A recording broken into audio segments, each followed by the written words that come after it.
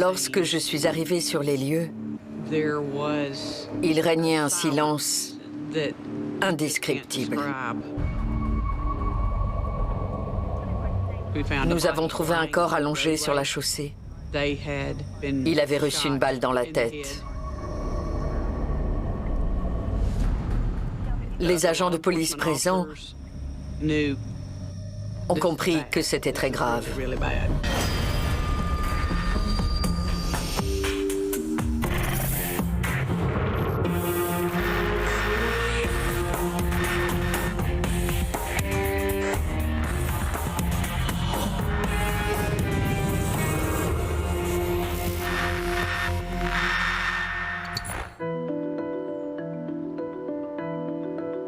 Dans une communauté rurale comme celle-ci, tout le monde connaissait Calvin Jenks.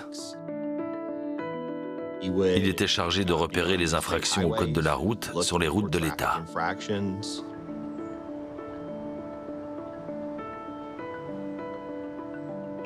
Calvin était l'exemple parfait du policier de la patrouille routière du Tennessee. Il était toujours poli et respectueux, et son sourire contagieux vous poussait à sourire à votre tour.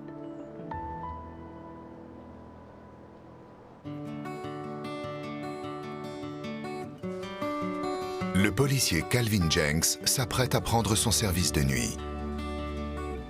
Calvin a été diplômé de l'Académie des patrouilles routières à l'âge de 22 ans. Il était très méticuleux quant à sa présentation. Quand Calvin partait en patrouille, il cirait ses bottes et ajustait son pantalon. Il disait « il faut être prêt à tout ». Et il ajoutait « je ne représente pas que moi-même, je représente aussi la patrouille routière du Tennessee ». Il adorait ce qu'il faisait. Ce n'était pas un simple travail pour lui.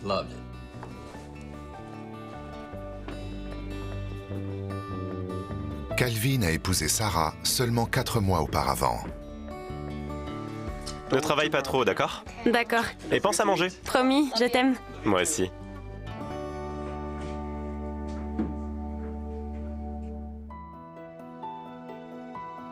Calvin était vraiment fou de Sarah. Ils formaient un très beau couple. Ils venaient de se marier. Sarah a été acceptée à l'école de médecine de l'université de Memphis. Mais comme Calvin ne voulait pas être séparé d'elle, il a demandé à être transféré dans le district de Memphis. Tous les gens qui l'approchaient l'adoraient. Ils disaient qu'il n'avait jamais vu un policier aussi consciencieux et qu'il était vraiment exemplaire. Calvin voulait travailler dans les forces de l'ordre. Il avait un sens aigu du devoir. C'était un jeune homme respectueux et très attentionné. Il voulait protéger et servir la population. C'est quelque chose qui lui a toujours tenu à cœur. Il aimait aider les autres. C'était un modèle à suivre et le meilleur frère dont on puisse rêver.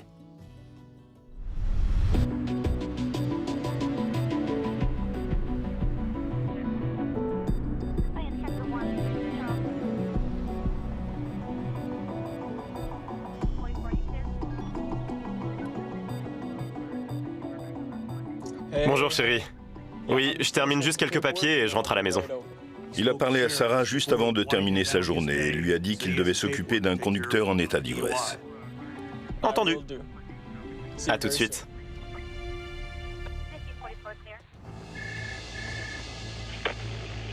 Centre des urgences, j'écoute.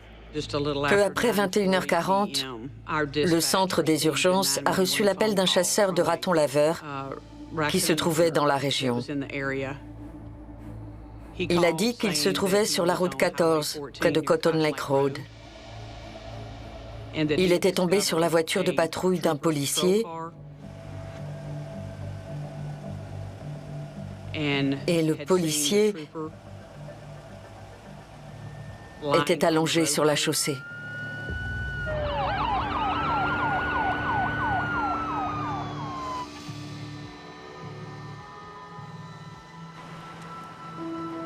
Dès leur arrivée, les deux adjoints l'ont reconnu. C'était Calvin Jenks et il était mort.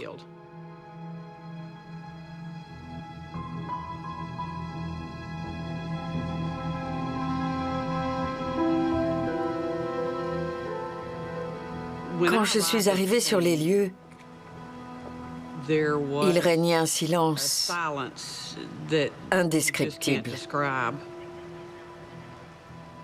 Les agents de police présents ont compris que c'était très grave. Ils venaient de découvrir le corps d'un collègue tué dans l'exercice de ses fonctions. J'étais leur supérieur et je compatissais avec eux sur le plan émotionnel. Mais un crime venait d'être commis. Et à ce moment-là, mon seul objectif était de découvrir l'identité du coupable. Il faut commencer par recueillir méthodiquement tout ce qu'on peut trouver sur la scène de crime. On n'a qu'une seule chance de faire ces vérifications. Et je savais que si on se trompait, on ne pourrait pas revenir en arrière. J'ai vu qu'il avait reçu une balle dans la tête, au-dessus des yeux, et qu'il avait manifestement succombé instantanément à ses blessures. Son chapeau n'était pas à côté de lui. Son arme était dans son étui, ce qui veut dire qu'il n'y avait pas eu d'échange de coups de feu. Il avait une marque sur la jambe, comme si quelque chose lui avait roulé dessus.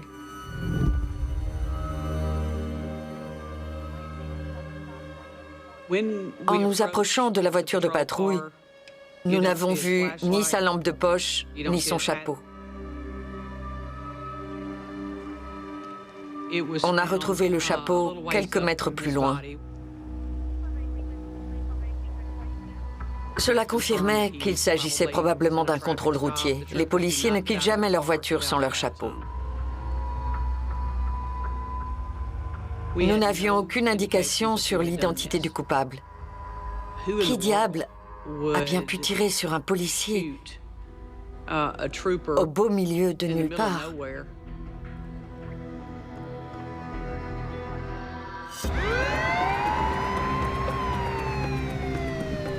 Nous n'allions pas attendre d'avoir une description. Un de nos collègues avait été assassiné. Tout le monde voulait aider et faire quelque chose. Un policier a été placé à chaque bretelle de sortie pour vérifier le plus de véhicules possible et tenter de recueillir des informations. Chaque minute passée sans que les forces de l'ordre n'obtiennent de description du véhicule ou des personnes impliquées était une minute pendant laquelle l'assassin risquait de s'éloigner du lieu du crime.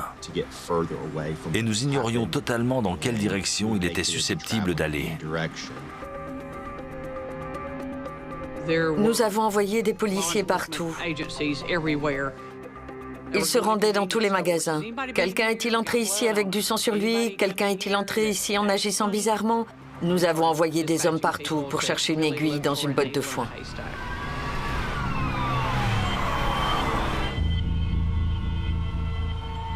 Les policiers ont des caméras de surveillance. Et nous savions qu'il devait y avoir un enregistrement. C'est devenu notre principal objectif. Les images pouvaient nous indiquer l'heure et nous fournir une idée de la personne que nous recherchions et de ce qui s'était passé. Inspectrice? Oui? J'ai trouvé l'enregistrement.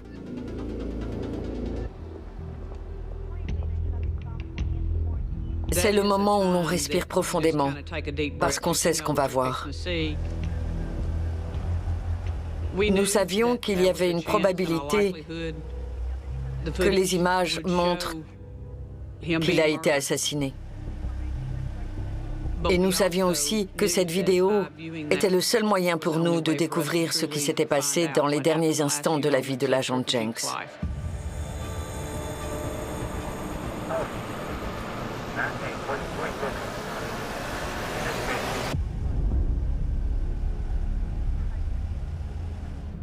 âge avez-vous?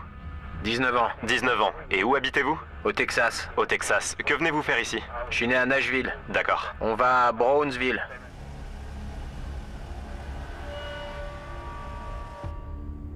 L'agent Jenks procède à une arrestation de routine d'une berline de couleur claire et fait sortir le conducteur à l'arrière de la voiture. Il le fouille tout en lui demandant d'où il vient et où il va. Restez là, ne bougez pas.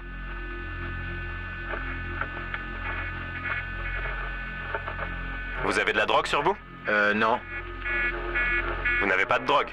Non, j'ai rien du tout. Très bien. L'agent Jenks laisse le conducteur avec les mains sur le coffre. Restez là. Il s'approche du côté conducteur du véhicule. Vous avez de la drogue sur vous? Il enlève son chapeau et le pose sur le toit de la voiture. Puis il se penche dans la voiture et commence à parler aux passagers. On entend le passager marmonner, mais on ne peut pas vraiment comprendre ce qu'il raconte.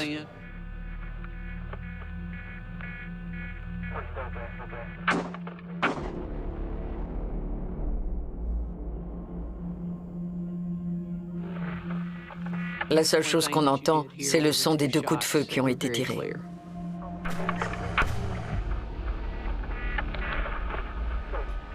On y va.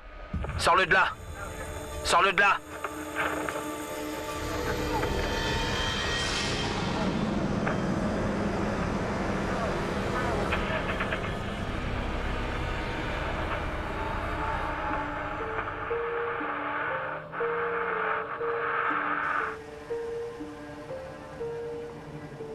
Le passager sort du véhicule, regarde le conducteur et dit « Sors-le de là, sors-le de là ».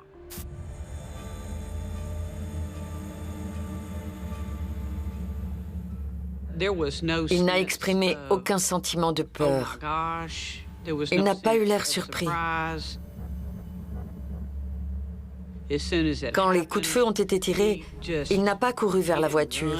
Il s'est approché tranquillement et a commencé à tirer le cadavre pour le jeter par terre, sans un regard en arrière. Puis il a fermé la portière et il a démarré.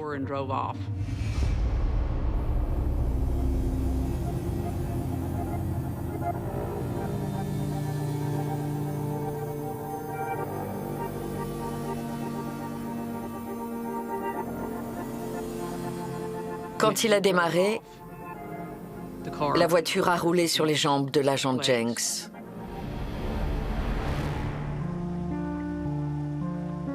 On peut voir son chapeau tomber du toit de la voiture.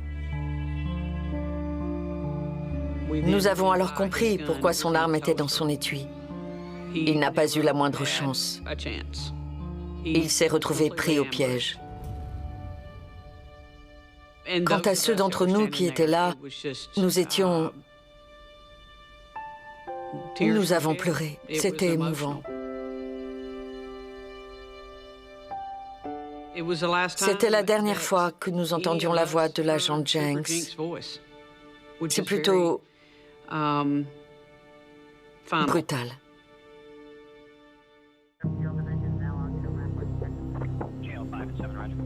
Les images étaient de mauvaise qualité, mais il semble que le conducteur était un homme. Il semble que ce soit un homme blanc, peut-être un hispanique. Certaines des informations que Jenks a pu glaner auprès du conducteur étaient très importantes. Texas, 19 ans, se dirigeant sur Brownsville. Nous avions la description des vêtements du conducteur. Nous pouvions comparer sa taille à celle de l'agent Jenks. Le passager était de petite taille. Il portait une chemise blanche trop grande, peut-être un sweat à capuche.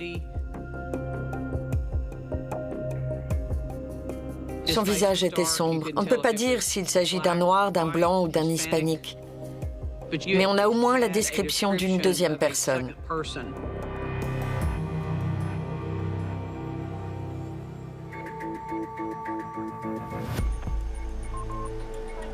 Nous n'avons pu discerner que la forme générale et la description de la voiture, mais pas le numéro de la plaque d'immatriculation, car elle était pliée de sorte qu'elle était illisible. Cela indique que quelqu'un ne souhaitait pas qu'elle puisse être lue par les lecteurs de plaques d'immatriculation. Une fois que nous avons recueilli autant d'informations que possible sur les suspects, nous avons adressé un communiqué à tout l'État, avec tous les renseignements dont nous disposions à ce moment-là. Les suspects allaient mettre 20 minutes pour se rendre à Brownsville depuis le lieu du crime. Et nous avons donc concentré le gros de nos forces sur la région de Brownsville. Nous savions qu'ils étaient violents, même sans provocation. Il y avait donc véritablement urgence. Nous devions les attraper.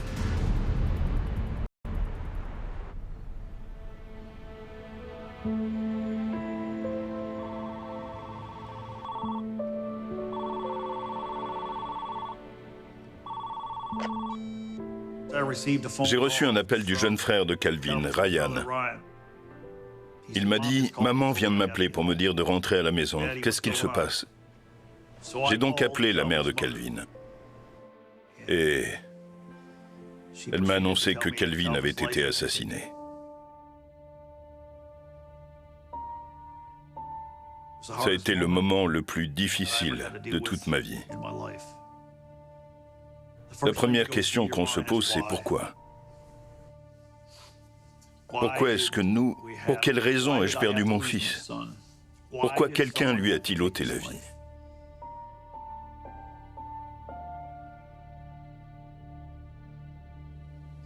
C'est probablement l'un des pires jours de ma vie. Honnêtement, je ne souhaite à personne de vivre ça.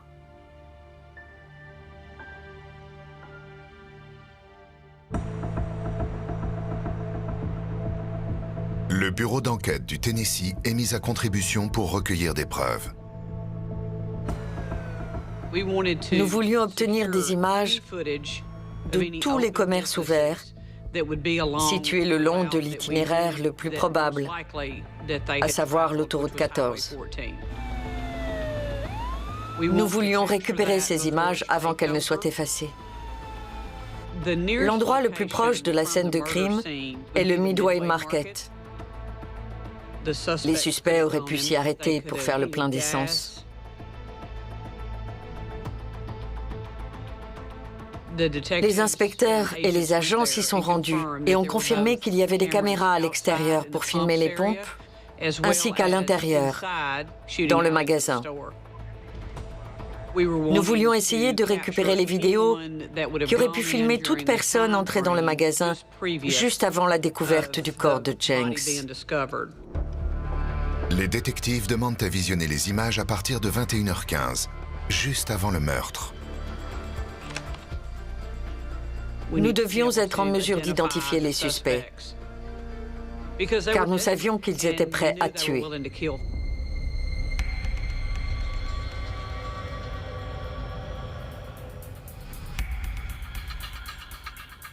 Comme il était tard, il n'y avait pas beaucoup d'activité dans la station-service et peu de voitures allaient et venaient aux pompes à essence. Mettez sur pause. Ils n'ont vu qu'une voiture, mais elle ne correspondait pas du tout à la description du véhicule recherché.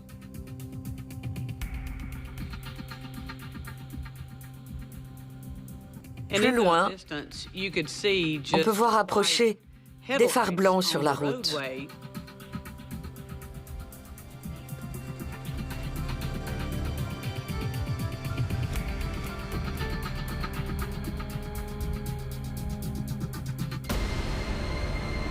C'est peut-être la bonne.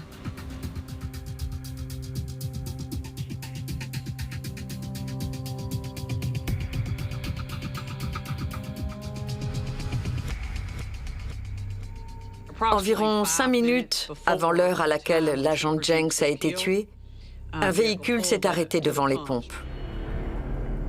On dirait une berline. Zoomé.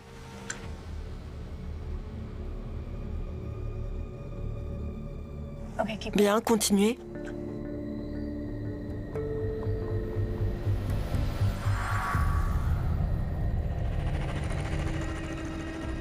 Pause. On dirait notre homme. Le conducteur qui sort de la voiture a la même apparence physique et porte les mêmes vêtements que la personne à qui l'agent Jenks parlait à l'arrière de la voiture. Celui-là même qui l'a ensuite jeté du véhicule après la fusillade. Tout correspond parfaitement.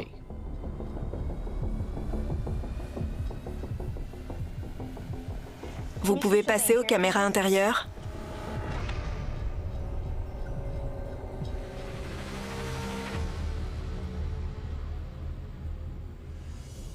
La caméra était située au-dessus de la caisse.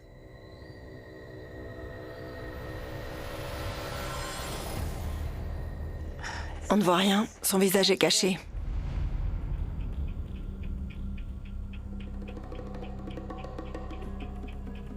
C'était tellement frustrant de ne pas pouvoir voir son visage.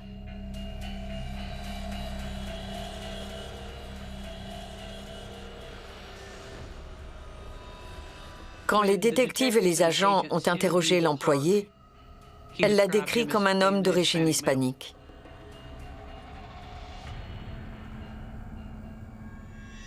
Il lui a demandé comment faire pour se rendre à Brownsville. Grâce à la caméra de surveillance, nous savions déjà qu'ils y allaient. D'accord. On va à Brownsville. Nous avions déjà mobilisé un grand nombre de policiers dans les environs de Brownsville. Repassez sur la caméra extérieure.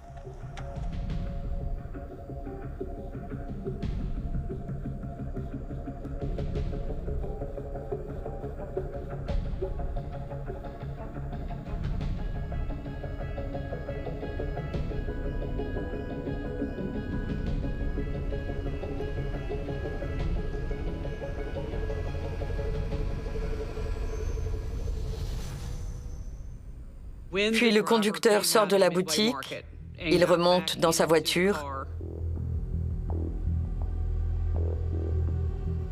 et on le voit changer de route pour emprunter l'autoroute 14, sur laquelle il va rencontrer l'agent Jenks.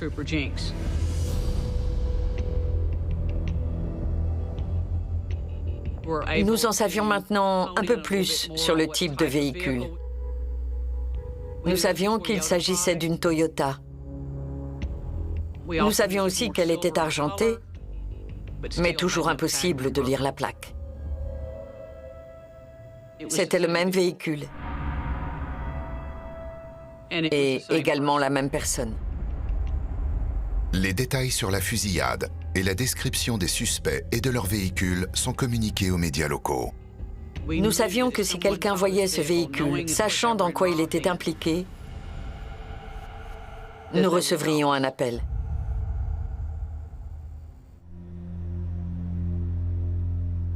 Les journaux télévisés commençaient à en parler et des gens se sont mis à m'appeler.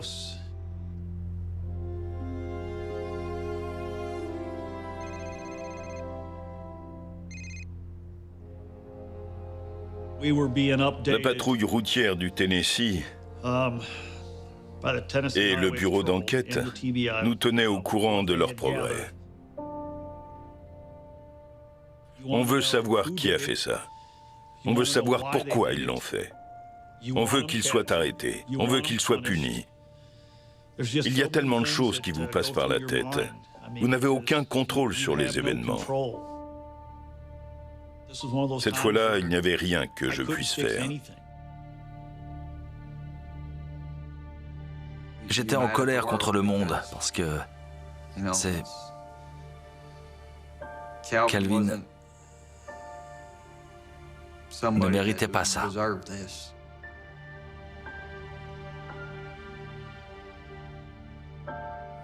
Nous voulions absolument trouver les personnes qui avaient fait ça.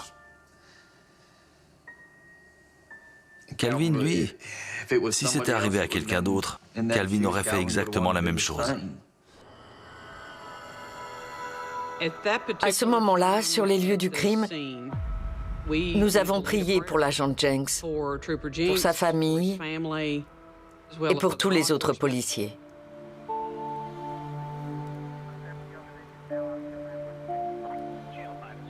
Et je n'oublierai jamais que pendant que nous faisions cette prière, notre radio s'est mise à crépiter. Nous avions des nouvelles de Brownsville. Le service de police de Brownsville nous a contactés pour nous informer qu'une employée de la station Exxon pensait avoir vu les suspects s'arrêter dans sa boutique. La chronologie correspond au moment où ils ont quitté les lieux et où ils se sont dirigés jusqu'à la station Exxon. Des inspecteurs locaux sont dépêchés sur place pour vérifier cette information. On ne sait jamais s'ils auront une vidéo, si elle sera bloquée, si on pourra y reconnaître quelqu'un. Bien, voyons ce que nous avons.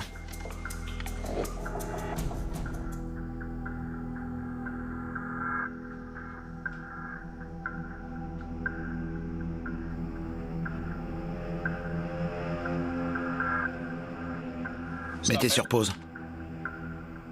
Le grand sweat à capuche blanc, un homme de petite taille. Le même homme vu sur la vidéo de la voiture de Jenks. Nous étions sûrs qu'il s'agissait du tueur. Même s'il n'y avait pas d'obstacle cette fois, il était trop loin de la caméra pour qu'on puisse le voir correctement. Il avait relevé sa capuche pour dissimuler son visage.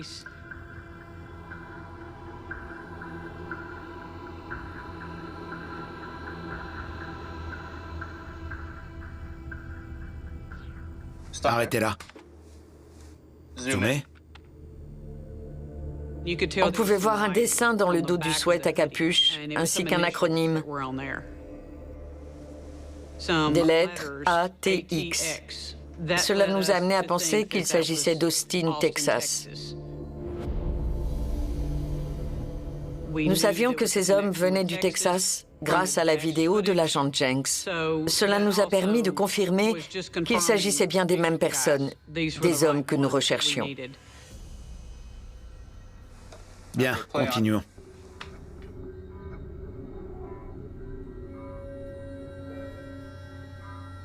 La vidéo nous donne quelques indices supplémentaires que nous n'avions pas. Le passager avait l'air de fouiller la boutique du regard.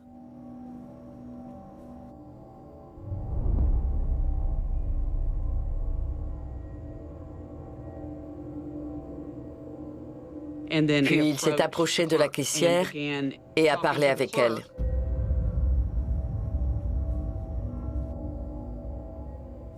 La caissière a dit qu'elle s'attendait à recevoir un grand nombre de clients parce qu'il y avait un match de basket dans le lycée du coin. Mais elle s'est souvenue de l'homme à capuche parce qu'il n'avait rien à voir avec ce match et qu'il ne se comportait pas comme les autres clients.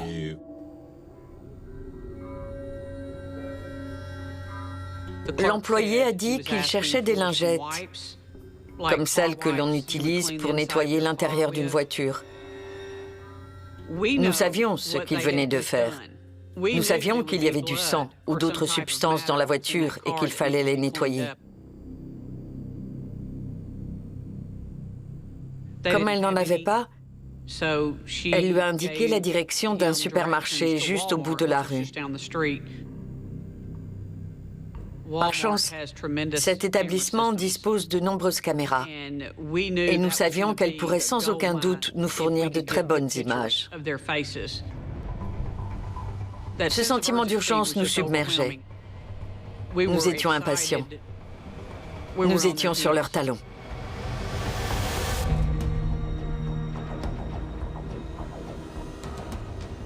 Le supermarché disposait de plus de 200 caméras. Le personnel nous a beaucoup aidés. Ils ont visionné certaines des séquences filmées par leurs caméras. Ils ont fait des captures d'écran des suspects dans différents endroits du magasin.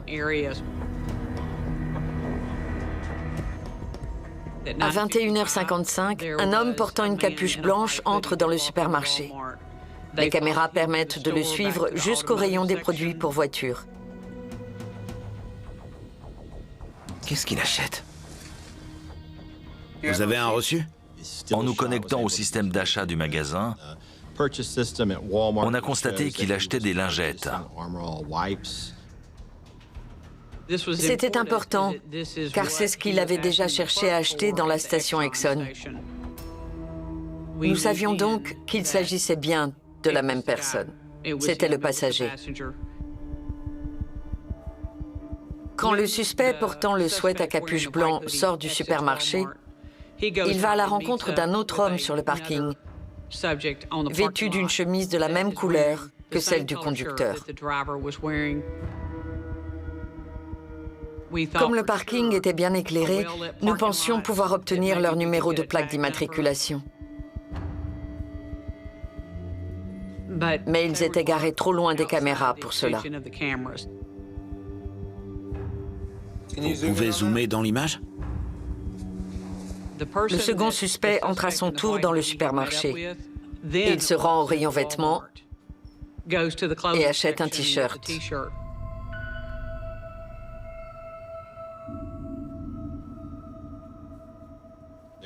Une caméra montre le conducteur sortir des toilettes.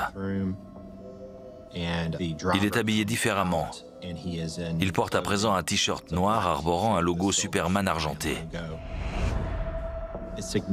C'est important parce que cela montre qu'il essaie de se débarrasser de preuves et qu'il tente de changer d'apparence. Le passager qui portait le sweat à capuche fait ensuite la même chose. Il entre dans le magasin, choisit un autre sweat à capuche et se change. Ils ont maintenant des lingettes pour nettoyer le sang dans la voiture. Ils portent des vêtements neufs. Ils s'apprêtent donc à faire exactement ce que nous pensions qu'ils allaient faire, c'est-à-dire nettoyer la scène de crime.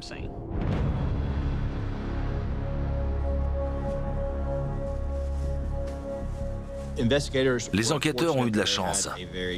Le personnel du magasin s'est montré très coopératif.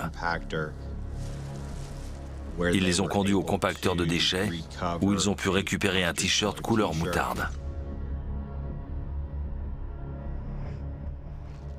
Dans cette poubelle se trouvaient également des douilles de calibre 6,35 ainsi que des lingettes ensanglantées.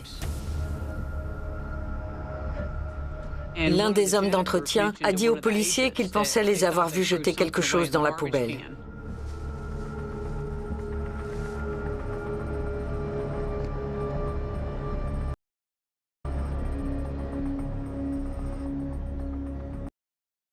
Il s'agissait de la lampe de poche de l'agent Jenks.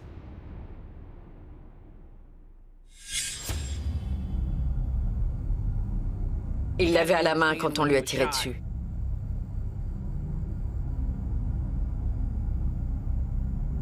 Elle est tombée dans la voiture quand il a été abattu. Les objets sont envoyés au laboratoire du bureau d'investigation pour y être analysés. Nous savions qu'ils allaient continuer de fuir parce qu'ils avaient changé d'apparence et qu'ils avaient nettoyé la voiture. Mais qu'allaient-ils faire ensuite? Les agents et les enquêteurs voulaient à tout prix les retrouver.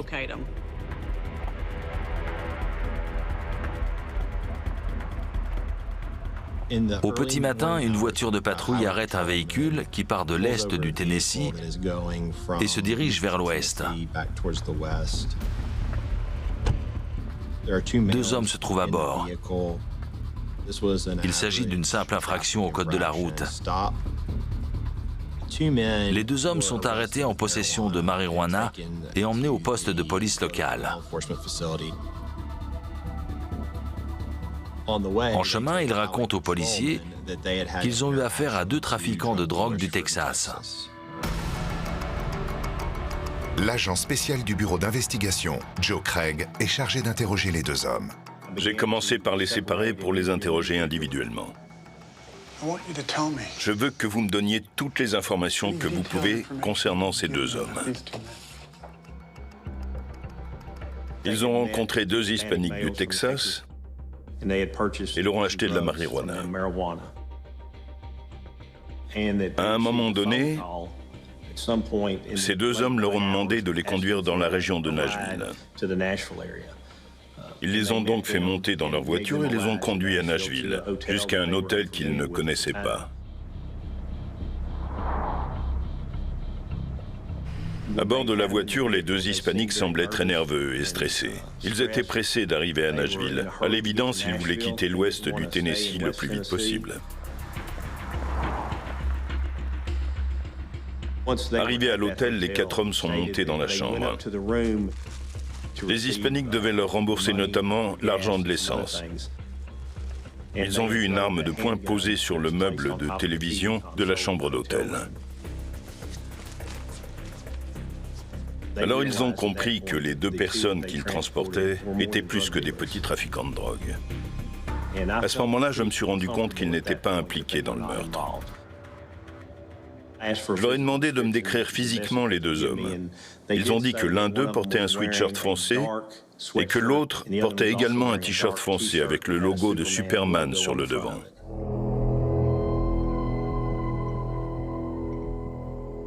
À ce stade, il n'y avait qu'une seule option, les ramener dans la région de Nashville où ils avaient déposé les deux suspects.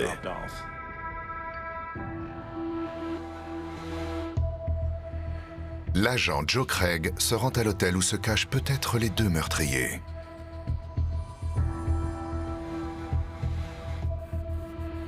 Il les avait laissés à l'hôtel environ 4 ou 5 heures avant que nous n'arrivions dans la région de Nashville.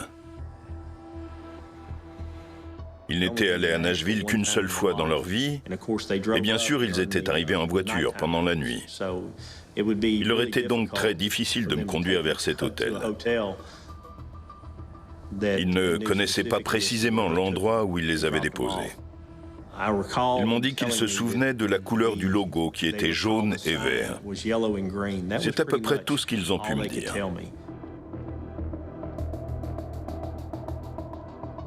Pendant le trajet, nous nous doutions que nous aurions du mal à retrouver l'hôtel. Mais c'était pourtant ce qu'il fallait faire.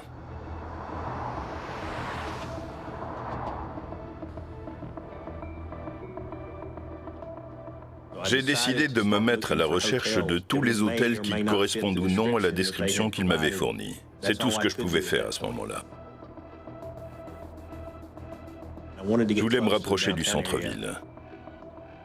Je me souviens leur avoir demandé expressément « Commençons à chercher l'hôtel. Dites-moi si jamais vous reconnaissez quoi que ce soit. » Et seulement quelques secondes plus tard, j'ai aperçu un hôtel à quelques pâtés de maison sur la gauche. Je me suis immédiatement rendu dans cette direction et je leur ai demandé « Est-ce que c'est cet hôtel ?» Et ils m'ont répondu « Oui, c'est bien ça. » J'ai emmené l'un d'entre eux dans l'hôtel avec moi et il a même pu me donner le numéro de la chambre où il se trouvait. Pouvez-vous me dire qui est dans la chambre 226 ? Le réceptionniste a déclaré qu'ils étaient entrés dans l'hôtel 10 minutes avant que nous n'arrivions dans le hall. Nous avons fait appel aux équipes du SWAT pour entrer dans leur chambre. La situation pouvait dégénérer en confrontation violente. La pression commençait à monter. On se rendait compte de tout ce qui s'était passé jusqu'alors, de tout ce qui nous avait conduits à ce moment.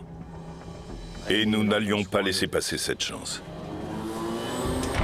Main en l'air, police! Ne bougez pas! Bougez pas! Vous, ne regardez pas, regardez-moi! Allons-y!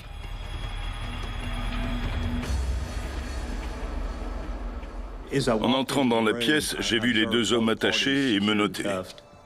Les deux suspects sont arrêtés sur place. Il s'agit d'Alejandro Gana, 17 ans,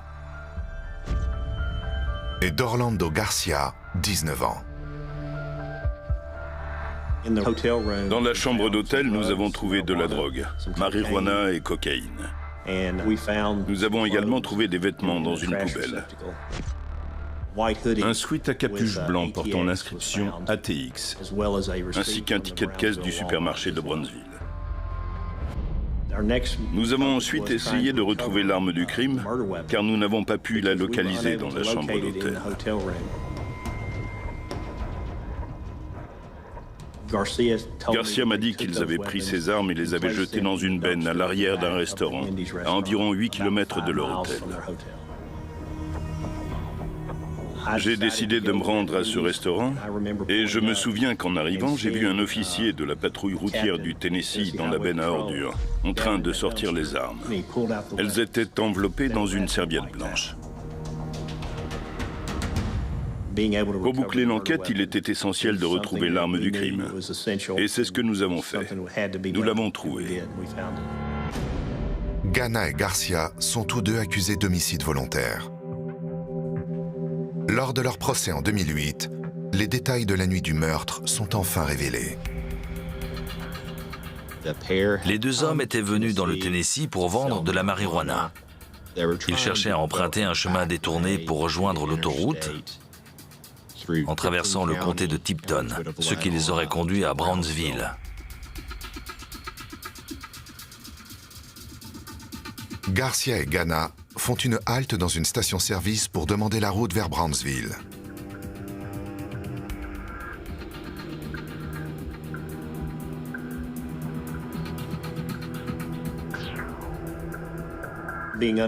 Comme ils ne connaissaient pas cette partie du Tennessee, ils ont à nouveau essayé de retourner vers l'autoroute.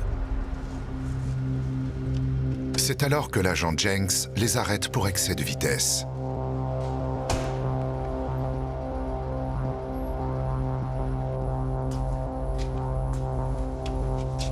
Pourquoi êtes-vous si pressés, messieurs? L'agent Jenks explique à Garcia qu'il a effectivement senti l'odeur de la marijuana dans la voiture et qu'il savait qu'ils avaient de la drogue. Quel âge avez-vous? 19 ans. 19 ans, et vous habitez où? Au Texas. Au Texas. Que venez-vous faire ici? Je suis né à Nashville. D'accord. Garcia lui dit qu'il y a de la marijuana dans le tableau de bord de la voiture. À ce moment-là, Garcia dit que le policier l'a laissé et qu'il s'est dirigé vers le côté conducteur, qu'il est entré dans la voiture pour essayer de trouver la marijuana, et c'est là qu'il a entendu les coups de feu.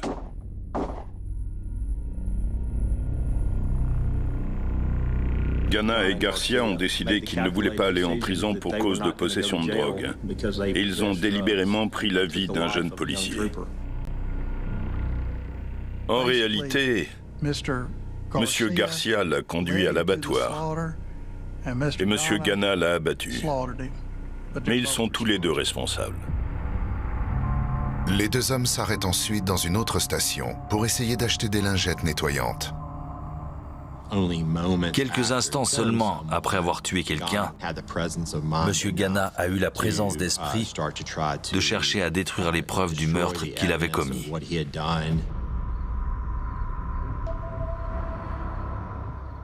Au supermarché, ils ont acheté de nouveaux vêtements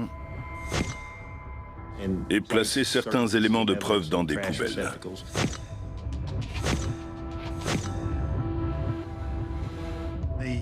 Le t-shirt qui avait été jeté dans les poubelles portait des traces de sang et l'ADN de l'agent Jenks.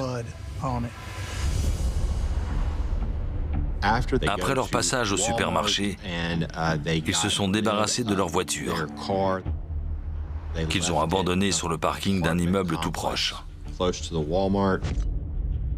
La police scientifique a démontré que le sang retrouvé dans le véhicule était bien celui de l'agent Jenks. Les tests balistiques confirment que l'arme de poing de calibre 6,35 retrouvée par les agents est bien celle qui a tué Calvin Jenks. Alejandro Gana a été reconnu coupable d'homicide volontaire et condamné à la perpétuité. Monsieur Garcia, quant à lui, a été reconnu coupable d'assistance à homicide volontaire, ce qui constitue une infraction moins grave. Mais tous deux ont été inculpés au niveau fédéral à la suite du même événement, et tous deux ont été condamnés à la prison à vie par un tribunal fédéral. C'est insensé, non seulement parce qu'ils ont gâché leur propre vie, mais aussi parce qu'ils ont ôté la vie à un agent de police. C'est malheureusement un nouvel exemple de meurtre insensé. À mon avis, c'est la vidéo qui a permis de résoudre cette affaire. Cela montre qu'il est possible, avec un peu de travail et de recherche sur le terrain, de résoudre des affaires odieuses qu'on pense ne trouver que dans les polars. On sait exactement ce qui s'est passé si l'on suit les indices.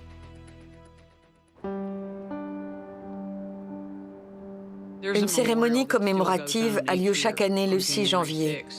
Et les forces de l'ordre de l'Ouest et du centre du Tennessee, d'où il est originaire, continuent de s'y rendre chaque année. Une mer bleue, 300 officiers, des forces de l'ordre, des pompiers, des gens de la région. Tous viennent présenter leur respect. Et c'est incroyable. C'est incroyable de savoir qu'après toutes les années qui se sont écoulées depuis sa mort, des gens lui rendent encore hommage. Ils n'ont pas oublié.